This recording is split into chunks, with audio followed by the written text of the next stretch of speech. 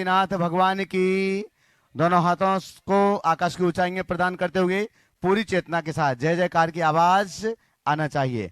चैतन्य चमत्कारी श्री चंद्रप्रभ भगवान की, परम शांति विधायक श्री शांतिनाथ भगवान की, चिंतामणि श्री पार्श्वनाथ भगवान की, वर्तमान शासन नायक श्री महावीर भगवान की, 24 तीर्थंकर भगवंतों की, संत श्रोमणी 108 आचार्य गुरुवर श्री विद्यासागर जी महामुनिराज की, परंपराचार्य श्री समय सागर जी महाराज की, गुणायतन प्रणेता शंका समाधान प्रवर्तक भावना योग जनक तरुणाई के प्रखर वक्ता पूज मुनिवर श्री प्रमाण सागर जी महाराज की, पूज मुनिवर श्री निर्वेग सागर जी महाराज की, पूज मुनिवर श्री संधान सागर जी महाराज की।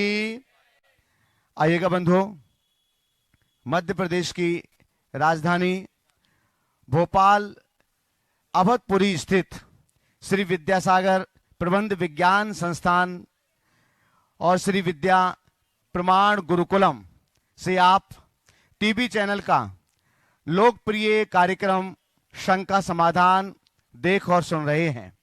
बंधुओं, आप जो यहाँ पर उपस्थित हैं, आप सभी का और देश और दुनिया में अपने घरों पर स्क्रीन के सामने बैठे हुए सभी भव्यात्माओं का जो इस समय पारस चैनल, आदिनाथ चैनल, प्रामाणिक ऐप और अन्य डिजिटल माध्यमों से इस लोकप्रिय कार्यक्रम को देख सुन रहे हैं, उन सभी का हार्दिक हार्दिक स्वागत एवं अभिनंदन करते हैं।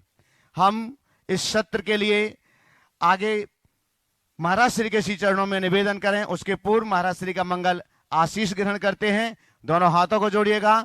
आपके लिए भी मंगल आशीष की छांव प्राप्त हो और आपके माध्यम से देश और दुनिया में इस कार्यक्रम को देख रहे सभी भव्यात्माओं के लिए भी मंगल आशीष की छांव प्राप्त हो। हे महाराज श्री, नमोस्तु नमोस्तु नमोस्तु, इच्छामि इच्छामि इच्छामि। आइएगा बंधुओं, हम पूज श्री के पावन श्री चरणों में प्रार्थना करें। उसके पूर्व आप सभी के लिए भोपाल नगर में भी जो अपने घरों पर इस समय बैठ करके शंका समाधान के इस कार्यक्रम को देख रहे हैं, सुन रहे हैं, और भारत से बाहर संपूर्ण भारतवर्ष और भारत से बाहर 7 समुद्र पार भी जो इस कार्यक्रम को देख और सुन रहे हैं, आप सभी लोगों के लिए बड़े हर्ष और आनंद के साथ ये सूचित कर रहे हैं, आज से ही महाराज श्री का एक नया प्रवचन भावना योग के ऊपर प्रारंभ हुआ है। आज प्रारंभ मंगलाचरण है, कल से यह विधिवत प्रारंभ होगा। आप समय का ध्यान रखिएगा। प्रातः 8:35 से 9:25 तक भावना योग पर यह मांगलिक देशना महाराज श्री की आपको सुनने के लिए मिलेगी, और वह भी आज से लेकर हा तक के हिंदी के समस्त वर्णमाला के अक्षरों पर यह देशना आपको सुनने के लिए मिलेगी। कल पहला प्रवचन उसका होगा, अहंकार को कैसे हटाएं या अहंकार पर कैसे विजय पाएं भावना योग के माध्यम से। आपके अंदर जितने भी नकारात्मक हैं, और महाराज श्री प्रतिदिन आपके लिए नए नए आपके अंदर जो नकारात्मक विचार हैं, रोग हैं, जो भी आपके अंदर नेगेटिविटी है, उन सबको हटाने के लिए भावना योग पर यह देशना कल से प्रारंभ हो रही है। कल पहला प्रवचन है अहंकार को हटाने के लिए। और बंधुओं, साथ ही हम आपके लिए बतला दें, महाराज श्री प्रवचन के बाद 5, 7 या 10 मिनट तक भावना योग का प्रयोगात्मक भी यहां पर करवाएंगे, भावना योग भी संपन्न करवाएंगे। तो आप सभी लोग कल से प्रतिदिन प्रातः काल 8:35 से आप अपना समय सेट कीजिएगा। जो लोग यहां पर उपस्थित रहेंगे वो साक्षात इस लाभ को पाएंगे, और भोपाल नगर में जो रहते हैं, भारत में जो रहते हैं, भारत के बाहर भी जो लोग रहते हैं, वे भी अपना समय सेट करें। प्रातः 8:35 से 9:25 तक भावना योग से अवश्य जुड़िएगा, क्योंकि भावना योग के माध्यम से आपके अंदर के नकारात्मक विचारों को हटाने के लिए एक नई प्रवचन श्रृंखला कल से प्रारंभ हो रही है। आ से लेकर हा तक के समस्त हिंदी के अक्षरों के माध्यम से। तो आप अवश्य इस समय को सुनिश्चित कीजिएगा और महाराज श्री के प्रातःकालीन प्रवचनों का सौभाग्य प्राप्त कीजिएगा। आइएगा, हम महाराज श्री के जयकारे के साथ निवेदन करते हैं पूज्यवर मुनि श्री संधान सागर जी महाराज जी के पावन श्री चरणों में। जब बोलो पूज्यवर मुनि श्री प्रमाण सागर जी महाराज की नमोस्तु। चलते हैं गुरु चरणों में, और इस आचार्य विद्यासागर शोध प्रबंध संस्थान से आज का यह है शंका समाधान का सत्र अपन प्रारंभ करें। उसमें जो श्री विद्या प्रमाण गुरुकुलम की स्थापना हो रही है उसमें बहुत बड़ी भूमिका आप लोग प्रतिदिन सुन ही रहे हैं उनको। ऐसे श्री प्रशांत जी जैन शेज यूनिवर्सिटी यहाँ पर उपस्थित हैं और गुणायतन ट्रस्टी भी हैं, और यहाँ विद्यासागर प्रबंध विज्ञान संस्थान के भी ट्रस्टी हैं।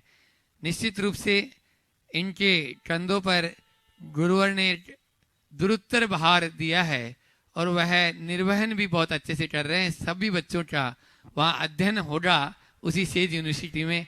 एक बार जोरदार ताली बजा दीजिए इनके सम्मान में। और वे अपना प्रश्न गुरु चरणों में कर रहे हैं और उसके बाद में तैयार रहेंगे श्री सुनील जी जैनाविन अपनी पूरी कमेटी के साथ में। नमोस्तु गुरुदेव, नमोस्तु नमोस्तु नमोस्तु। गुरुदेव, हम आपके आशीर्वाद और आपके प्रमाद में तो हम हैरान हैं बिल्कुल। हमें समझ में ही नहीं आ रहा कि हम अपने आप को कैसे रोकें। रोज काम में मन लगता नहीं और आसपास इतने सारे लोग घूमते रहते हैं तो हमेशा समझ में आता नहीं है गुरुदेव कि एक ही बस अब उसे शंका बोलूं कि क्या समझ में नहीं है कि इतने सारे लोग घूमते हैं। आपके पास तो हजारों करोड़ों लोग, लाखों लोग आपके पास हैं, हमारे पास कुछ ही लोग हैं। तो हमें ये समझ में नहीं आता कि इनका वास्तविक अपनत्व हम कैसे पता करें। पहले तो मैं चाहूंगा एक बार प्रशांत भाई का जोरदार अभिनंदन करें। अत्यंत व्यस्त होने के उपरांत भी ये पर्याप्त समय अपने मिशन को आगे बढ़ाने के लिए दे रहे हैं। ये बहुत ही प्रशंसनीय कार्य है और लोगों को भी इनसे प्रेरणा लेनी चाहिए। जहाँ तक सवाल है व्यस्तता का, मेरे हिसाब से शायद आपको भी अच्छे से अनुभव हो गया होगा कि मनुष्य की व्यस्तता कहीं बाधक नहीं बनती, बाधक बनती है हमारी प्राथमिकता। आपने जो कहा कि अब पता नहीं इतने व्यस्त होने के बाद भी कहीं और मन नहीं लगता, इधर मन लगता है, तो मैं समझता हूँ ये बड़ा शुभ लक्षण है, क्योंकि आपकी प्राथमिकता बदल गई है।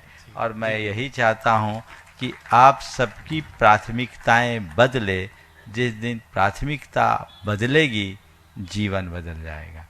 आपने कहा कि संपर्क में आने वाले इतने सारे लोगों के द्वारा प्रदर्शित अपनत्व को हम कैसे आंकें।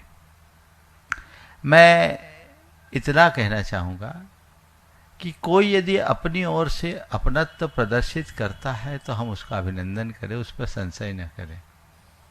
कोई हमें अपनत्व देता है, हम विनम्रता से स्वीकारें, हम उसे अपनाएं, लेकिन अंधा भरोसा न करें।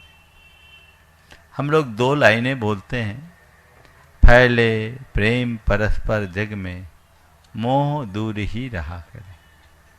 तो बस एक दूसरे का साथ निभाना, एक दूसरे के साथ हिल मिल कर रहना, एक दूसरे के काम में आना, ये हमारे प्रेम की अभिव्यक्ति है। पर एक दूसरे पर निर्भर हो जाना, एक दूसरे के साथ आसक्त हो जाना, एक दूसरे के पीछे पागल हो जाना, एक दूसरे के अभाव में न रह पाना अच्छी बात नहीं है। ये सब मोह के लक्षण है।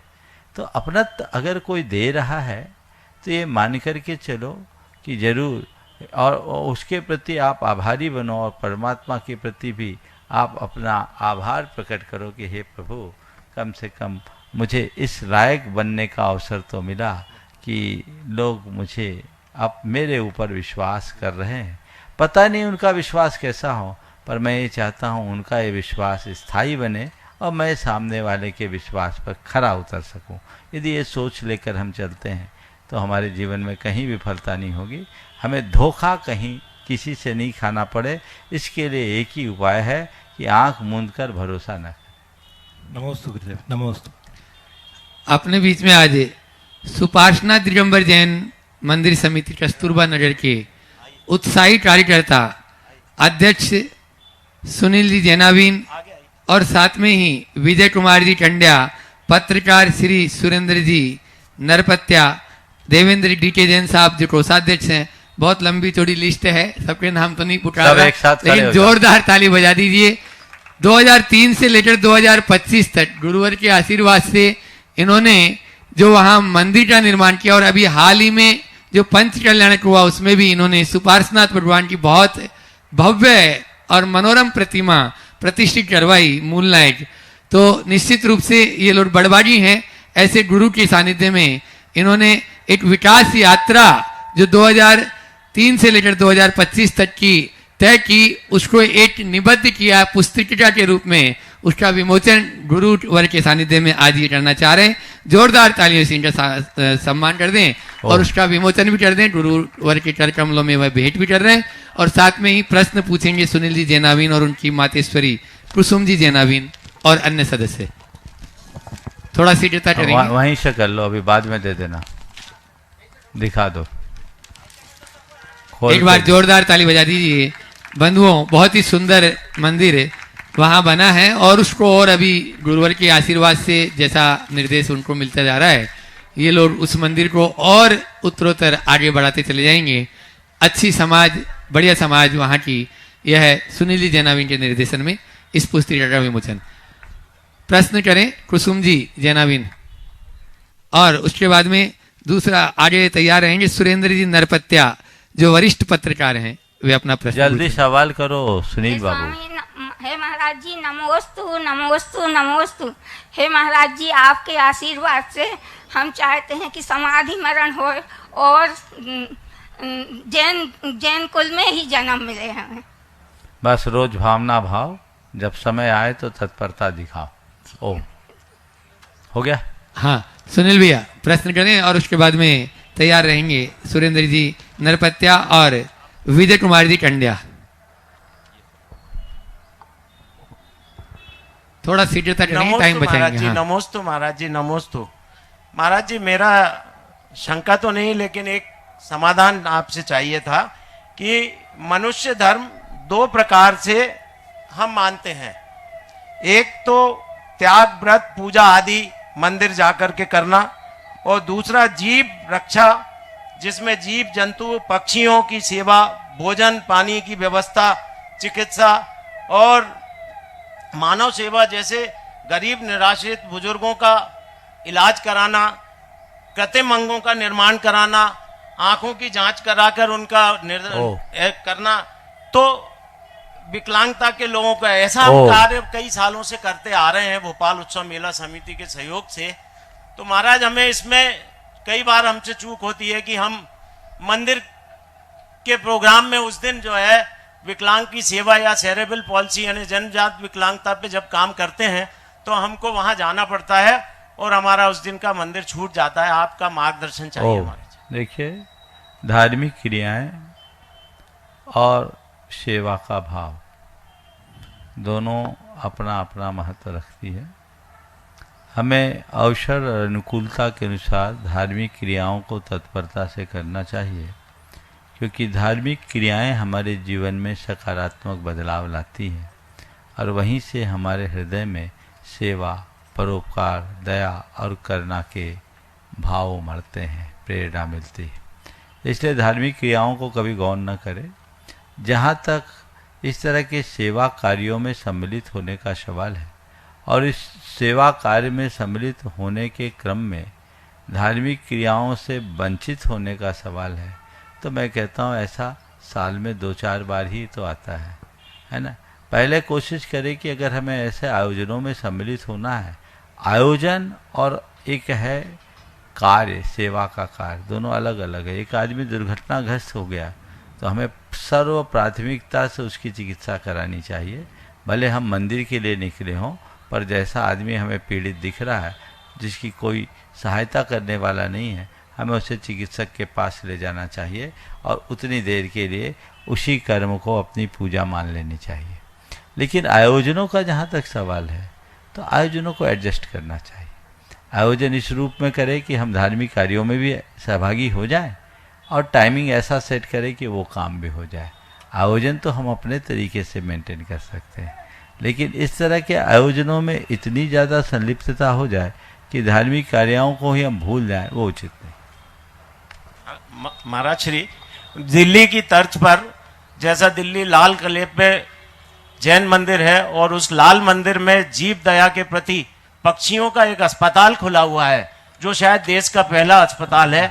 हम चाहते हैं कि हम कस्तूरबा नगर में इस तरह के एक बहुत अस्पताल सुंदर। की मैं स्थापना चाहूंगा करें। इनके इस भाव की बहुत बहुत अनुमोदना करें, और ये लोग बहुत अच्छा कार्य कर रहे हैं। मेरा पूरी टीम को बहुत बहुत आशीर्वाद। चलिए आगे। नमस्ते सुरेंद्र जी नमस्ते। नरपत्या वरिष्ठ पत्रकार, और उसके बाद में तैयार रहेंगे विजय कुमार जी टंड्या।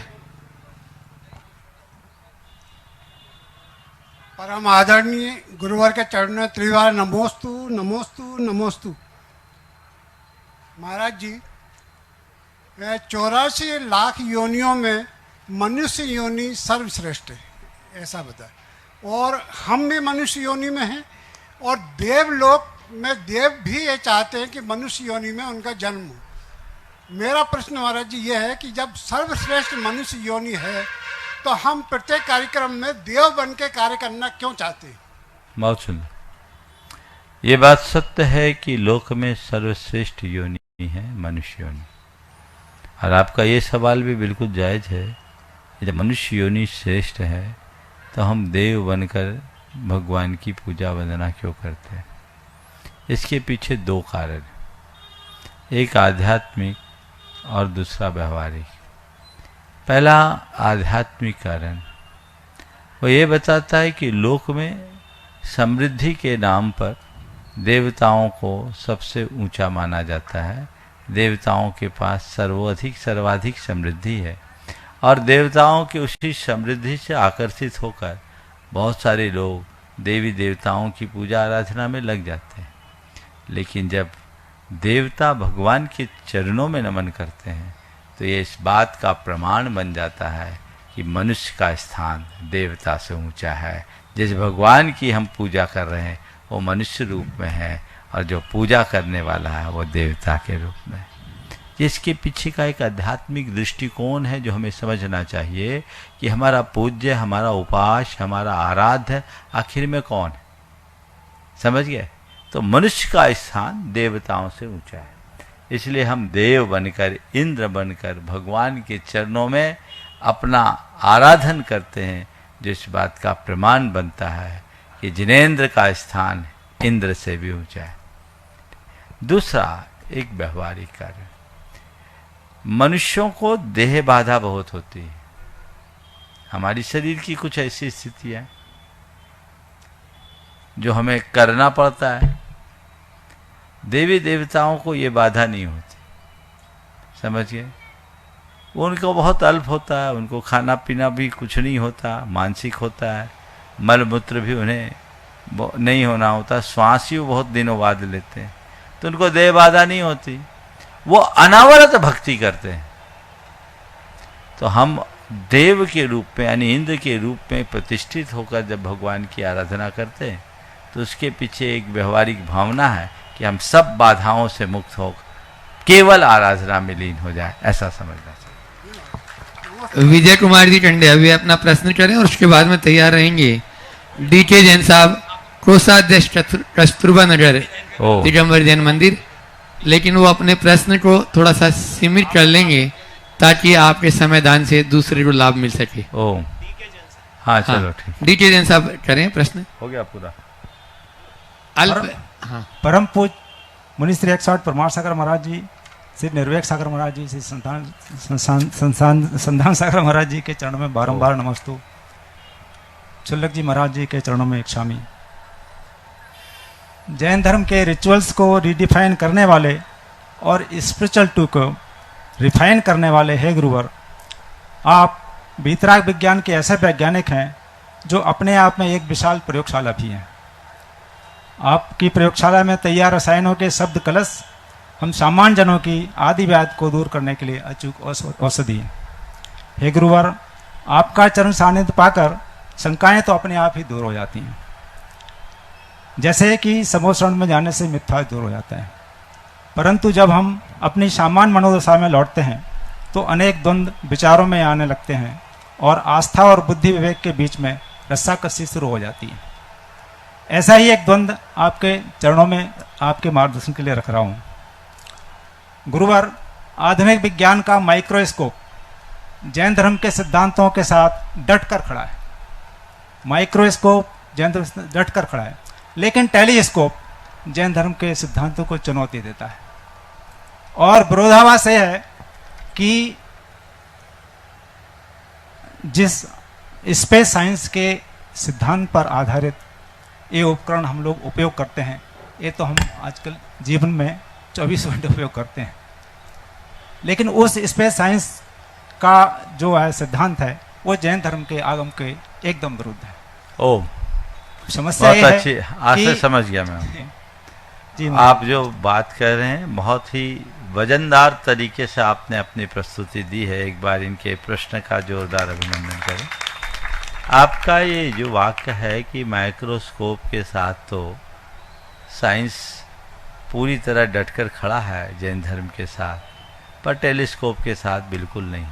लेकिन नहीं, अगर जैन धर्म को गहराई से समझे तो आप पाएंगे कि दोनों जगह हम कहीं अलग नहीं। मैंने कई बार इस विषय पर अपना मंतव्य प्रकट किया है। दरअसल इस विषय को लेकर जब भी हम खगोली और भौगोलिक बातों की बात करते हैं तो लगता है कि बहुत डिफरेंस है, स्पेस साइंस में तो बहुत ही ज़्यादा। लेकिन ऐसा कोई नहीं जानता। न तो हमारे शास्त्रों की बात गलत है और न ही विज्ञान से द्वारा प्रतिपादित चीज़ें झूठी है। दोनों अपनी अपनी जगह सही। महाराज कैसे सही हो सकती है? हाँ, सही है अपनी अपनी जगह से। कैसे? हमारे शास्त्रों में दो प्रकार की पृथ्वी का उल्लेख है, एक शाश्वत पृथ्वी और दूसरी अशाश्वत पृथ्वी। शाश्वत पृथ्वी जहाँ काल का कोई कुप्रभाव नहीं, कोई असर नहीं पड़ता, सारी व्यवस्थाएं समान होती है, जैसे विदेश क्षेत्र। जी महाराज। भारत और ऐरावत क्षेत्र के आर्य खंडों को छोड़कर संपूर्ण मनुष्य लोक की जो पृथ्वियां हैं वो शाश्वत है। जी महाराज। पर भारत और ऐरावत क्षेत्र के आर्य खंड में काल के प्रभाव से वृद्धि ह्रास होता है। ऐसा हमारे शास्त्रों में वर्णन आता है कि जब पृथ्वी भोग भूमि का युग था, धरती सपाट थी, कांच की तरह धरती एकदम समान थी, कोई पर्वत पहाड़ी ऊंच नीच कुछ नहीं थी। भोग भूमि से जब कर्म भूमि के रूप में परिवर्तन हुआ तो ये धरती एक योजन अचानक ऊपर उठी। इस धरती के एक योजन अचानक उठने से इस धरती में बहुत बड़ा प्राकृतिक परिवर्तन हुआ। अनेक क्षुद्र पर्वत और उपसमुद्र प्रकट हो गए, जिससे भारत और ऐरावत क्षेत्र के इस आर्य खंड का शेष जम्बूद्वीप से कनेक्शन कट गया। चूंकि हमारे शास्त्रों में इन शाश्वत पृथ्वी का वर्णन अशाश्वत का नहीं है, इसलिए बातें आज हमारे सामने नहीं है, उस ग्रंथ हमारे पास लुप्त है। लेकिन सांकेतिक रूप में धरती उठी, ऐसा उल्लेख आता है। हमारे यहाँ कुलकरों की बात आती है तो ये भी आता है कि कुलकरों ने अलग अलग समय में अलग अलग व्यवस्थाएं दी। तो कुलकर के काल की भी व्यवस्थाएं हमारे सामने आती है। उसमें बताया गया पहले चंद्रशूर तारे नहीं दिखते थे, किसी कुलकर ने उनका परिचय दिया। कभी बारिश नहीं होती थी, कुलकर ने उसका परिचय दिया। पर्वतों पर चढ़ने का उनने उपदेश दिया, नदियों को पार नौका द्वारा पार करने का उपदेश दिया, पहले नहीं दिखती थी। जी। तो इसका मतलब ये बहुत बड़ा प्राकृतिक परिवर्तन था। क्योंकि शास्त्रों में उन सब चीजों का आज उल्लेख देखने को नहीं मिलता, क्योंकि वो शास्त्र नष्ट हो गए, पर बीज उसके है। तो मैं समझता हूँ जब ये धरती एक योजन ऊपर उठी होगी जी, तो ऐसा तो नहीं कि किसी तस्तरी में किसी ने नीचे से जैक लगा दिया और धीरे से उठ गई। बहुत बड़ा परिवर्तन, बहुत बड़ा परिवर्तन और ऊर्जा का महाविस्फोट हुआ होगा। जी। हो सकता उसके कारण वो एरिया ग्लोबल सेफ ले लिया। जी महाराज। और उस विस्फोट से जो एनर्जी निकली हो उससे प्लैनेट्स बन गए हो। जी। जो आप अपने टेलीस्कोप से जोड़ के देख रहे हैं। जी हो सकता है वो आज इस रूप में दिख रहे हैं। जी। क्योंकि हमारे हिसाब से तो आज चांद को जाने के लिए पहले सूरज को पार करना पड़ेगा। जी। तो वो सूरज चांद जो हमारे शास्त्रों में वहां नहीं है, लेकिन ये तो कहीं ना कहीं हो सकता है। जी।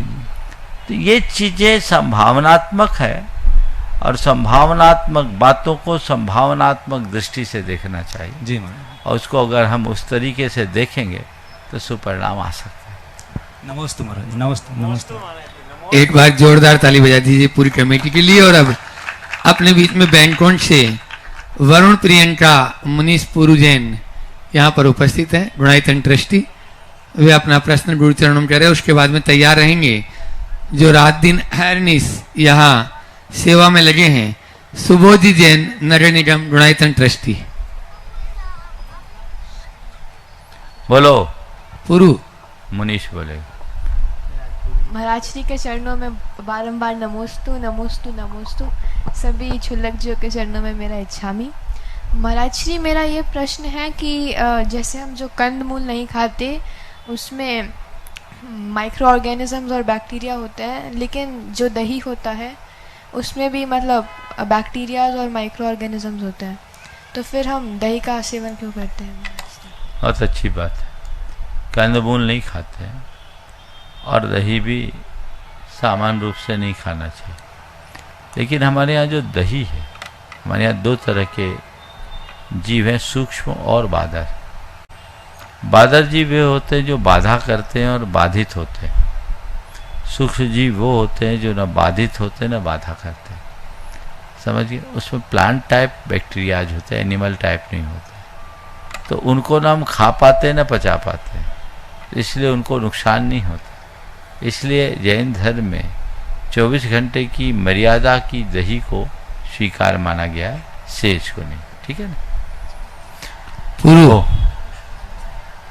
नमोस्तु महर्षि, नमोस्तु महर्षि, नमोस्तु महर्षि। मेरा प्रश्न ये है, पैर दबाना माता पिता की ये अच्छी बात होती है क्या? बोलो बोलो।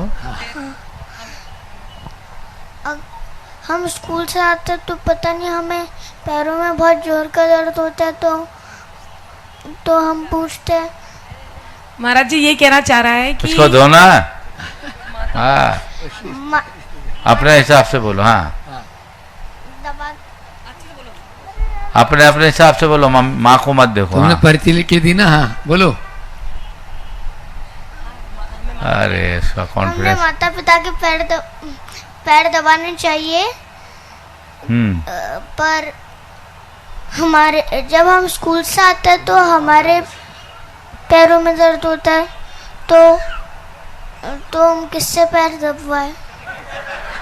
इस बच्चे ने जो पर्ची लिखी है और उसमें लिखा है कि मेरा प्रश्न है कि हमें माता पिता के पैर दबाना चाहिए, पर हम बच्चों को रोज पैर में इतना दर्द होता है कि माँ को ही सबके पैर दबाने पड़ते हैं, तो मुझे दोष लगेगा क्या? यही पूछा है ना? चलिए, तुम्हारी राइटिंग है, लिखवाया है किसी से। चलो, बहुत अच्छा है। बहुत अच्छी भावना इस छोटे से बच्चे ने प्रदर्शित की। देखो, बच्चों को माता पिता की सेवा तो करनी चाहिए। हमारे नीति ग्रंथों में लिखा, अभिवादनशीलस्य नित्य वृद्धोपसेविना चत्वारि तस्य वर्धन्ते आयुर्वृद्धिर यशोबलम, कि जो अभिवादनशील यानी विनम्र होता है और बड़े लोगों की सेवा करता है, बड़े लोगों में माता पिता भी आते, उसकी 4 चीज़ें बढ़ती, आयु बढ़ती, विद्या बढ़ती यानी बुद्धि बढ़ती, यश बढ़ता है और बल यानी पावर बढ़ता है, नेम और फेम सब वो प्राप्त करता है। इसलिए बड़ों की सेवा तो करनी चाहिए। और रहा सवाल अपने को तकलीफ है, तो छोटे बच्चों के हाथ पैर दुखते हैं, तो माँ और पिता उसी को कहते हैं जो बच्चों का पूरा ख्याल रखे। समझ गए? तो माता पिता अगर बिना कहे तुम्हारे पैर दबाते हैं, तो एक बात अपने मन में बैठा के रख लो कि इस माँ बाप ने हमारी इतनी सेवा की और हमारा इतनी कठिनाइयों से पालन पोषण किया, हम अपने जीवन में उनका दिल कभी नहीं दुखाएंगे, हम उनका दिल कभी नहीं दुखाएंगे। ये मन में संकल्प लो। समझ गए? और कोशिश करो कि जब हमारी ज़रूरत हो हम सेवा में कोई कमी नहीं करेंगे। हो गया? गुणायतन ट्रस्टी सुबोधि जैन नगर निगम, वे अपना प्रश्न कर रहे हैं और उसके बाद में तैयार रहेगी अरुणिमा जैन अवधपुरी पूरे परिवार के साथ में। मुनि संघ के चरणों में नमोस्तु महाराज जी। एक शाम भी क्षुल्लक महाराज जी, महाराज जी एक छोटा सा प्रश्न है, शंका है कि हम सरकारी सिस्टम में जब काम करते हैं कि जब हम एक कदम अपनी मर्जी से चलते हैं तो हमें पता चल जाता है कि कितने जो अपने थे वो कितने अपने हैं। इसका गूढ़ रहस्य बताएं महाराज जी। हम एक कदम अपनी मर्जी से चलते हैं तो हमें पता चल जाता है कि हमारे जो अपने थे वे कितने अपने हैं। मैं तो ये कहूँगा कि अपनों को पहचानने का यही एक तरीका है, और पहचान करके ही अपना काम करो। समझ गए? जब तक सामने कोई ऐसी चुनौती भरी बात ना आए तब तक अपने और पराये की पहचान बहुत कठिन है। इसलिए हम अपने को पहचान कर आगे बढ़े। नमोस्तु महाराज। चीनी अरुणिमा पूरे परिवार के साथ में, और उसके बाद में तैयार रहेंगे कृतार्थ जैन झलोन। महाराज जी के चरणों में त्रयबार नमोस्तु। महाराज जी मेरा ये प्रश्न है कि गुरु साची बताओ कैसे मुनि बनवे को आगव तु भाव। साची बताओ कैसो मुनि बनवे को आगव तो भाव। चकाई की हमारे गुरु से बन गओ तो लगाओ। चलो ठीक है। कृतार्थ जैन झलोन, और उसके बाद में तैयार रहेंगे अपूर्वा पारस जैन। नमोस्तु गुरुदेव। मेरा प्रश्न यह है, जब हम किसी परीक्षा का टेस्ट देते हैं उसमें हम भगवान से, गुरु से और परिवार वालों से आशीर्वाद लेते हैं और उसमें हम निकल जाते हैं, तो हमें उसका उपकार किस प्रकार से चुकाना चाहिए? तुम निकल गए? चयन हो गया? यस। कौन सी क्लास में? 6th में। चलो, कल परिणाम घोषित हुआ और बच्चे बड़े हर्षित है। बहुत अच्छी बात है। 180 बच्चों का चयन इस पूरे के पूरे सत्र के लिए हुआ है। वे सभी भाग्यशाली हैं पहले साल में, और निश्चित ये बच्चे आगे बढ़कर अपने जीवन को संवारेंगे ही, साथ साथ धर्म, संस्कृति और समाज के गौरव को भी बढ़ाएंगे। तो उन्होंने पूछा है कि उनके उपकार को कैसे चुकाएं। बस सब उपकार चुक जाएगा। हमारे शास्त्रों में लिखा कि गुरु शिष्य को पढ़ाते हैं, दीक्षा देते हैं, ये गुरु का शिष्य पर उपकार है, और शिष्य गुरु के द्वारा बताए गए मार्ग पर चलता है, ये शिष्य का गुरु पर उपकार है। समझ गए? तो तुम कैसे उपकार चुकाएं? तो एक ही उपाय है, जो लक्ष्य लेकर आए हो हमेशा उसको ध्यान में रखो, लक्ष्य को भूलना मत। समझ गए? मन लगा करके पढ़ाई करना, ऐसा बनाओ कि पढ़ लिख कर मुझे आगे बढ़ना है और धर्म ध्वजा को दिग दिगंत तक फैलाना है। ऐसी भावना अपने मन में जगा के रखोगे, सब चीजें अच्छी हो। अपूर्वा पारस जैन वे अपना प्रश्न कर रहे हैं, और उसके बाद में तैयार रहेंगे श्री विद्या प्रमाण गुरुकुलम के सक्रिय कार्यकर्ता श्री नीलेश जी जैन CS, शिरोमणि संरक्षक गुणायतन। नमोस्तु महाराज श्री। महाराज श्री, सबका अच्छा सोचने के बाद भी लोग गलत समझते हैं, किस पाप कर्म का उदय है? नमस्ते। ऐसा समझना, आपने लोगों का अच्छा सोचने वाले लोगों को आपने कभी गलत समझा होगा, अच्छा करने वालों की आपने अनुमोदना नहीं की होगी, इसलिए अच्छा सोचने और अच्छा करने के बाद भी लोग गलत समझते हैं। तो इसको सोचकर हताश नहीं होना, ये सोचना कि मेरा इतना पापोदय है कि अच्छा करने पर भी लोग गलत समझ रहे हैं, तो बुरा करने पर तो फांसी में लटका देंगे। इसलिए मुझे अच्छा ही करना है, बुरा करने का तो सोचना ही नहीं। नमस्ते महाराज। CS नीलेश जी जैन, शिरोमणि संरक्षक गुणायतन, जो विद्या प्रमाण गुरुकुलम यहाँ जो बन रहा है उसके सक्रिय कार्यकर्ता भी है। वे अपना प्रश्न अपनी पूरी टीम के साथ में, और भी जो यहाँ पर विद्या प्रमाण गुरुकुलम से जुड़े हुए हैं उनके साथ में आ जाएंगे, और उसके बाद में तैयार रहेंगे ऋषि जैन। नमोस्तु गुरुदेव। नमोस्तु गुरुदेव। हमारे दिनचर्या में सुख दुख के बहुत कारण बनते हैं। पूरे दिन भर में कई ऐसे निमित्त आते हैं जिसमें हमें दुख होता है, सुख होता है, लेकिन गुरुओं की नजरों में दुख और सुख का मतलब क्या है? उनके अपने जीवन में दुख और सुख के क्या पल आते हैं कि उन्हें दुख होता है और सुख होता है? आपके दुख और सुख जो है ना हमारे मन की फीलिंग है। जिसको अच्छा मान लो सुख, जिसको बुरा मान लो दुख। तो जो परिस्थितियों से प्रभावित होते हो कभी सुखी और कभी दुखी हो, और जो अपने आप में भावित होते हो हर पल आनंद से भरे होते हैं, उनको न सुख होता है न दुख। वो प्रतिकूल स्थिति में भी प्रसन्न होते हैं। तो हमें सुख दुख से ऊपर उठकर समता का अभ्यास करना चाहिए, स्थिरता के साथ जीने का प्रयास करना चाहिए। जो मनुष्य अपनी भावनाओं पर स्थायी रूप से नियंत्रण पाने में समर्थ हो जाता है, वह सुख दुख से ऊपर उठ जाता है। नमस्ते। ऋषि जैन विद्या प्रमाण गुरुकुलम का छात्र है। वह अपना प्रश्न गुरु चरणों में करें और उसके बाद में। महाराज जी मेरा प्रश्न ये है कि विद्यार्थी के 5 गुण होते हैं, कौवे जैसी चेष्टा, बगुले जैसा ध्यान, बगुले जैसा ध्यान, कुत्ते जैसी निद्रा, कम भोजन, गृह त्यागी। तो महाराज जी इसके अलावा 5 गुण के अलावा भी और कोई से गुण होते हैं? काक चेष्टा, बकत ध्यानम, स्वान निद्रा और अल्पाहारी, गहत त्यागी, विद्यार्थी, पंच लक्षणम, है ना। तो ये 5 ही हो जाए तो विलक्षण हो जाओगे। पहले 5 तो करो, 6वें की बात क्या कर रहे हो? समझ गए? तुम लोगों के लिए बड़ी अच्छी बात है। अब गृह त्यागी तो तुम लोग हो जाओगे, गुरुकुलम में तुम्हारा भी चयन हो गया ना, तो भाग्यशाली हो तुम। तो अब जब पढ़ोगे तो पढ़ने के लिए घर का त्याग तो करना पड़ेगा। तैयार हो ना? किस क्लास में आए हो? 7th में। हाँ, तो अपना गृह त्यागी है ना। और अब काक चेष्टा, कौवे की तरह चौकन्ना रहना। काक चेष्टा का मतलब जानते हो? कौवा होता है ना, उसकी एक आंख इधर एक आंख इधर ऐसे चलते रहता है, वो दोनों तरफ एक साथ देखता है। समझ गए? और बकत ध्यान, बगुला जितना एकाग्र होता अपने काम में, वैसी अपने अंदर एकाग्रता होना चाहिए। और कुत्ते जैसी नींद पल में जाग जाए, ज़्यादा नहीं सोना। समझ गए? नींद पूरी लो, लेकिन ऐसी नींद नहीं कि हर बात में प्रमाद आए। समझ गए? और गृह त्यागी, अल्पाहारी, ज़्यादा नहीं खाना, अशुद्ध चीज़ें नहीं खाना, अभक्ष्य चीज़ें नहीं खाना। ये विद्यार्थी के 5 लक्षण हैं। इनको आत्मसात करोगे तो कभी भी दुखी नहीं होगे। नमोस्तु।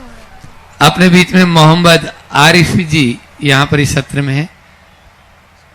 वे गुरु चरणों में अपना प्रश्न कर रहे हैं और उसके बाद में तैयार रहेंगे श्री महावीर जी, ममता जी सिंह गुणायतन ट्रस्टी। गुरु जी, मैं आरिफ, बहुत बहुत आपको नमस्कार। मेरा प्रश्न ये है कि सब बहुत कुछ मिल गया है और मिल रहा है, लेकिन मन का लोभ कम नहीं हो रहा, क्या किया जाए? देखिए, लोभ तो एक ऐसा विकार है जिससे हर कोई किसी न किसी रूप में जकड़ा हुआ है। लोभ पर नियंत्रण पाने के लिए हमें संयम आत्मसात करना होगा। संयम आत्म नियंत्रण से आता है। आवश्यकता और उपयोगिता का विवेक जागृत कर यदि हम अपने अंदर संयम का भाव लाए तो लोभ पर नियंत्रण होगा। समझ गए? ये लोभ केवल पैसों से संबंधित नहीं होता। पैसे का लोभ, पद का लोभ, यश का लोभ, भोजन का लोभ, कई प्रकार का लोभ होता। आत्म संयम हमारे लोभ के नियंत्रण का आधार है। तो हम जितना जितना संयम भाव जगाएंगे अपने आप को उतना ही लोभ मुक्त कर पाएंगे। धन्यवाद। Gunayatan trustee Siddharth lake city से महावीर जी, ममता सिंगई और उसके बाद में महाराज श्री जी से निवेदन करेंगे। मेरे परम उपकारी पूज्य श्री प्रमाण सागर महाराज जी, निर्वेक सागर महाराज जी, संदासन महाराज जी, समस्त मुनि संघ के चरणों में सिद्धार्थ लेक सिटी समस्त समाज जन की तरफ से बारंबार नमोस्तु नमोस्तु नमोस्तु। हाँ बोलो। गुरुवर, दुश्मन भी बड़ी आसानी से कहाँ मिलते हैं? दुश्मन भी बड़ी आसानी से कहाँ मिलते हैं? बहुत लोगों का भला करना पड़ता है, इसका गुण रहस्य बताया। दुश्मन भी बहुत आसानी से कहाँ मिलते हैं, बहुत लोगों का भला करना पड़ता है। बहुत ही गहरा संदेश है इस वाक्य में,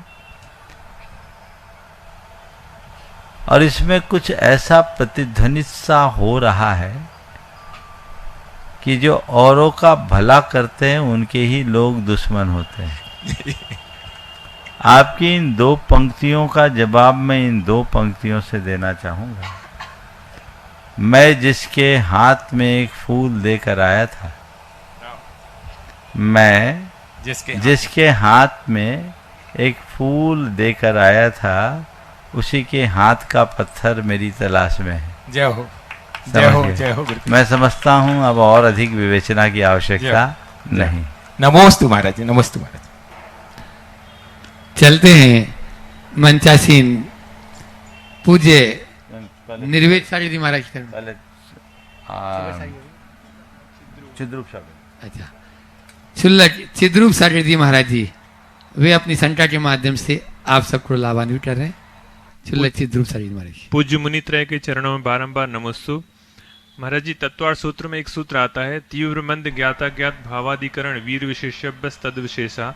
तो कर्म बंध में ज्ञात और अज्ञात के कारण से विशेषता आती है। तो कई लोग ऐसा मानते हैं कि हमें ज्ञान हो जाएगा तो हम फिर भी पाप करेंगे तो हमें पाप ज्यादा बंद होगा, और इससे अच्छा तो हम ज्ञान ना करें तो अच्छा है। तो क्या अज्ञान से उनकी सोच ये सही है क्या? मैं नमस्ते। देखिए, बहुत अच्छी बात है।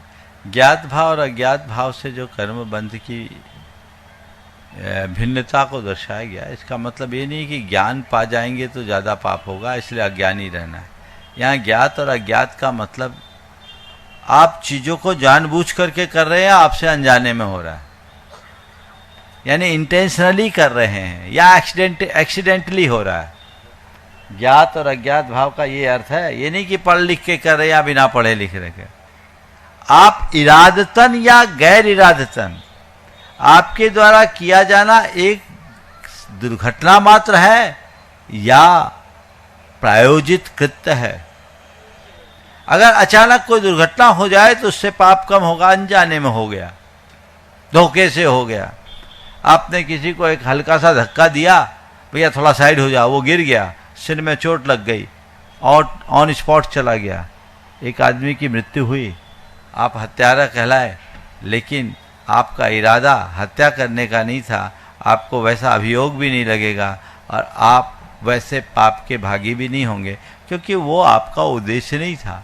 लेकिन किसी व्यक्ति ने एक व्यक्ति को टारगेट बनाकर गोली चलाई कि वो मर जाए, उसे मार डालूं, पर वो व्यक्ति संयोगता बच गया, तो भी आप हत्यारे या हत्या के इरादे से हत्या के प्रयास के आरोपी बनोगे और सामने वाला बनेगा और उसे कड़ी सजा भुगतना पड़ेगा।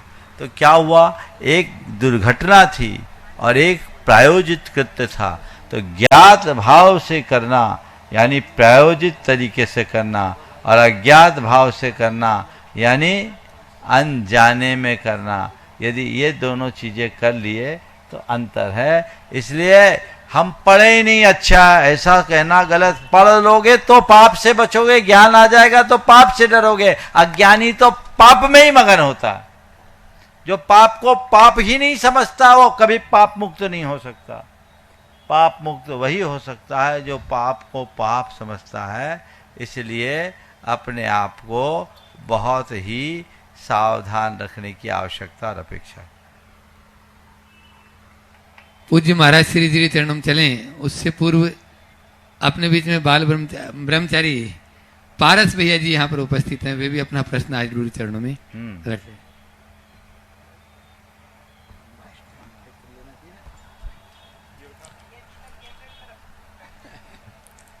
बोला परम पूज्य आचार्य गुरुवर श्री विद्यासागर जी महाराज की, परम पूज्य निर्यापक श्रवण मुनि पुंगव सुधा सागर जी महाराज की, परम पूज्य मंचासीन बात्सल योगी सिद्धांत वेत्ता पूज्य मुनि श्री प्रमाण सागर जी महाराज की, पूज्य मुनि श्री निर्वेक सागर जी महाराज की, संदान सागर जी महाराज की, मुनि संघ की। महाराज श्री, मेरा प्रश्न कुछ संस्कृति को लेकर के है। हमारे संस्कार पाश्चात्य होते जा रहे हैं और संस्कार जब पाश्चात्य होते जाएंगे तो संस्कृति हमारी नहीं बन पाएगी, क्योंकि संस्कार से ही संस्कृति बनती है। और जब हमारे संस्कार ही जैन दर्शन के अनुसार नहीं है, जैन सिद्धांत के अनुसार नहीं है, तो हम संस्कृति, जैन संस्कृति, जिन संस्कृति को कैसे संभाल पाएंगे? इसकी ज्वलंत बहुत सी समस्याएं हैं महाराज जी आज पाश्चात्य संस्कृति को लेकर। हर घर में कुछ ना कुछ विवाद है, हर संघ में कुछ ना कुछ विवाद है। ना संघ बचे, ना समाज बची, और ना संस्कार बचे, ना संस्कृति। तो हम संस्कृति को कैसे संभालेंगे आगे? ओ, बहुत बड़ी चिंता आपने प्रकट करी।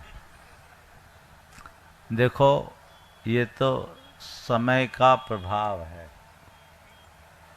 और जब समय के बहाव में इस तरह का प्रवाह बढ़ता है तो सब बहते हैं, बचते केवल वही है जो तैरना जानते हैं।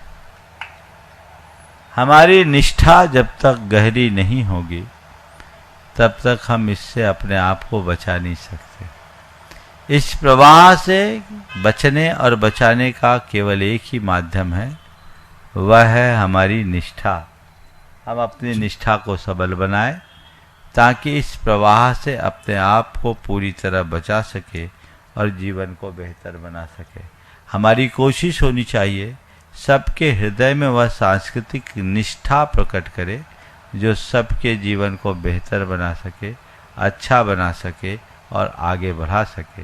हम लोग धर्म की बात करते हैं पर धर्म की केवल उपासना तक अपने आप को सीमित कर लेते हैं। जब तक धर्म के आध्यात्मिक अर्थ को समझकर उसे आत्मसात नहीं करे और आध्यात्मिकता के साथ हम धर्म से न जुड़े, तब तक हम अपने जीवन में कुछ भी नहीं कर सकते। तो चाहे समाज हो, चाहे संघ हो, चाहे कोई, अंतरंग में धर्म आना चाहिए। जो दृष्टिकोण के परिवर्तन के बाद ही संभव है वो हम घटित करें, जिससे जीवन को बेहतर बनाएगा। नमोस्तु। और चलते हैं परम पूज्य निर्भीक सागर जी महाराज जी पावन चरणों में। आज नहीं, उनसे निवेदन करूं, उससे पूर्व बंधुओं जो भी इस कार्यक्रम को देश विदेश में सुन रहे हैं, आप लोगों को बता दें कि प्रमाणित पाठशाला द्वारा प्रति माह, बल्कि देश और विदेश में प्रमाणित पाठशालाओं के द्वारा अनेक कार्यक्रम आयोजित किए जा रहे हैं। इसी क्रम में अभी जो महावीर जयंती और परम पूज्य महाराज श्री जी का 38वां दीक्षा दिवस भव्य रूप से भोपाल में यहाँ पर आप लोगों ने मनाया, उसी के तहत एनआरआई पाठशाला और प्रमाणित पाठशालाएं जितनी चल रही है उन लोगों के द्वारा भी एक कार्यक्रम आयोजित किया जा रहा है बहुत बृहद पैमाने पर।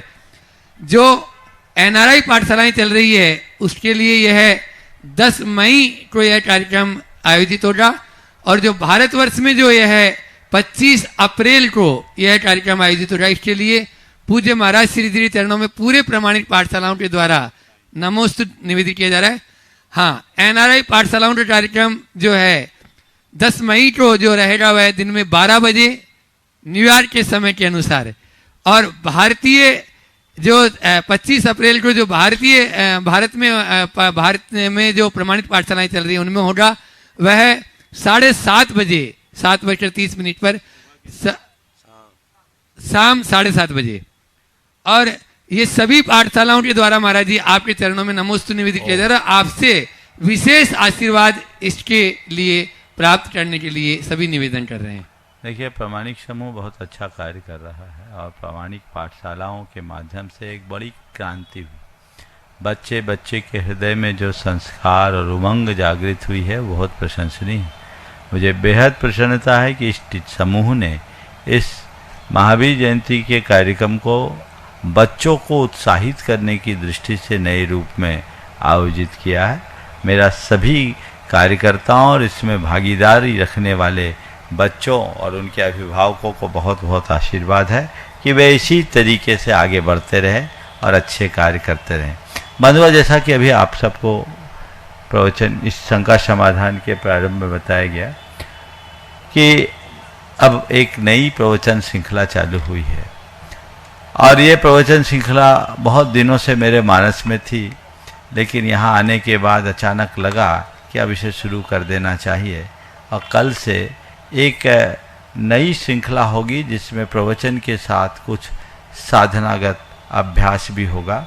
वो है भावना योग, नकारात्मकता का हल। हमारे जीवन की जितनी भी नकारात्मकताएं हैं उनको हम भावना योग से कैसे दूर कर सकते हैं। हमारी कोशिश होगी एक एक दिन एक एक प्रकार की नकारात्मक वृत्ति को साथ लेकर हम न केवल उस पर विवेचना सुनेंगे, अपितु अंत के 10 मिनट हम भावना योग का एक छोटा सा सत्र लेंगे और दिन भर के लिए एक टास्क लेंगे। वो आपके पूरे जीवन के ट्रांसफॉर्मेशन का कारण बनेगा। मैंने कहा था कि धर्म की उपासना करने वाला अनुयायी होता है और धर्म को आत्मसात करने वाला साधक। अनुयायी धर्म को मानता है और साधक धर्म को साधता है। मानना बहुत बड़ी बात नहीं है, साधना बहुत बड़ी बात है। जब हम अनुयायी बनते हैं तो अपनी केवल पहचान बनती है, पर जब हम साधना करते हैं तो रूपांतरण घटता है। जीवन का कल्याण धार्मिक होने के पहचान मात्र से नहीं होगा, जीवन का कल्याण केवल तब और तब होगा जब हम अपने आप को रूपांतरित करें, भीतर से रूपांतरित करें। तो एक कुछ ऐसा प्रयास और ये अभ्यास होगा। तो मैं चाहूँगा आप इसकी सूचना सब तक पहुँचा दें और कोशिश करें झरने का पानी पिए, झरने के पास बैठ कर के पिए। गर्मी में वो तरावट होगी, लेकिन जो झरने के पास आने में असमर्थ है वो सप्लाई का भी पी ले, प्यासे न रहे। पास रह कर के अगर आप लाभ लेंगे तो आपकी प्यास भी बुझेगी और मन भी तृप्त होगा। और सप्लाई के पानी से केवल प्यास बुझेगी, मन की तृप्ति कितनी होगी मैं कह नहीं सकता। इसलिए ये प्रवचन श्रृंखला अभी से आप विज्ञापित करें। आज से लेकर ह तक हर दिन कोई एक नकारात्मक शब्द होगा जो एक एक अक्षर पर होगा आ ई के क्रम में, और उनकी सकारात्मक व्याख्या और उससे बाहर होने का, उससे मुक्त होने का क्या मार्ग है, हम उस पर चर्चा करेंगे। यद्यपि इस तरह की प्रवचन श्रृंखला मैंने पहले भी ली, लेकिन वो अलग शब्दों की थी। इस बार नए शब्दों में नकारात्मकता का सकारात्मक हल कैसे हो और भावना योग उसमें किस भांति कारगर होगा, ये आप सबको जानने को मिलेगा। इसलिए इसकी जानकारी सब तक आप पहुंचा दे ताकि अधिक से अधिक लोग लाभान्वित हो सके और इसका लाभ लिया जा सके। सबके जीवन में ऐसा परिवर्तन आए और सभी अपने जीवन को मंगलमय बना सके। इस भाव के साथ कल जिन बच्चों का रिजल्ट मिल गया, चुनाव हो गया, वो बहुत हर्षित हैं। जो बच्चे वंचित रह गए वे आगे के लिए प्रयास करें, भावना भाएं कि उनके लिए भी कुछ हो जाए। और पुण्य गाढ़ा हुआ तो हो सकता है 1-2 दिन 3 दिन में आपको एक नई सोचना और मिल जाए, क्योंकि भोपाल की इस कार्यवाही को देखकर अन्य जगह भी हलचल हुई। नाम तो अभी नहीं बताऊंगा, लेकिन लोग बहुत तत्परता से जुटे हुए हैं। यदि आपके अनुकूल व्यवस्थाएं बन गई तो हो सकता है अभी जितने बच्चे बच गए उनको भी अवसर मिल जाए। बोलिए परम पूज्य आचार्य गुरुवर श्री विद्यासागर महाराज। जो अभी